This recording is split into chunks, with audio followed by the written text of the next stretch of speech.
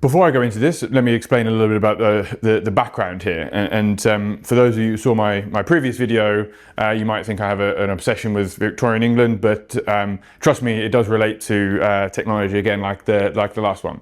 So first of all, again, for those of you who don't know who Jack the Ripper was, he was, and I hope this is not too morbid, but he was a mass murderer back in the 1880s in Victorian London.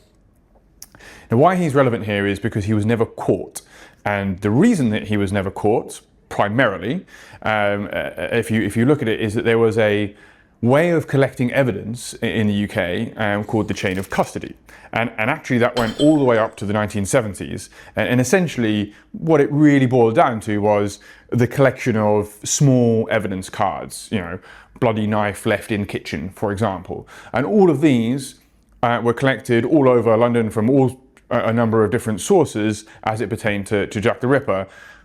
But there was actually no way, really, of combining all of that together to understand who he truly was. There are many theorists out there that suggest that if he was committing these crimes in the modern day, he absolutely would have been caught, because there was a way to manage all of that essentially data to determine who that person was and who Jack the Ripper is. So again, why is this relevant to the technology world? Well, two things.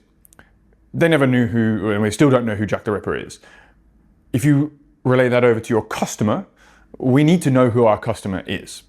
And in order to do that, this answers the second question, is we need to think about how we avoid the archaic system that they had in the UK and avoid the chain of custody.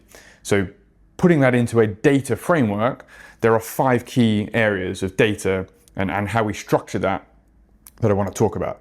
First of all, it's about how do we accumulate data. So again, coming back to the example I talked about before, accumulation was a huge problem for the Jack the Ripper example, because it wasn't being accumulated and centralized. In the modern world and in the marketing world and in the CRM world, that really falls into sort of 3 areas.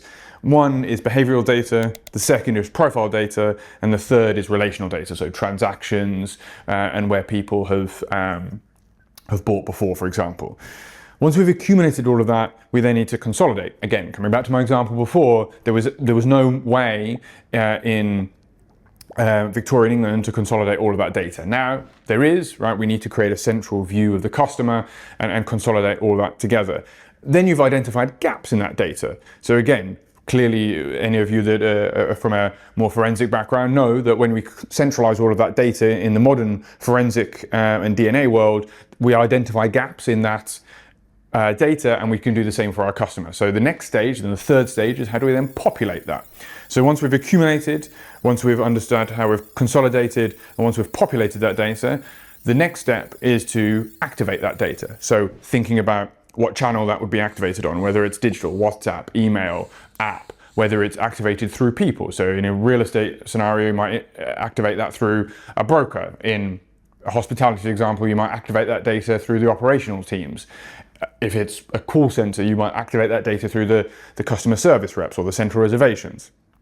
And once all of that is done, the 5th and final step is to evaluate that, because we're collecting all of this data from a number of different sources and it's continually evolving, but actually we need to learn from that. So the 5th step on learning how we can then improve the collection, consolidation and activation of data is to evaluate that data.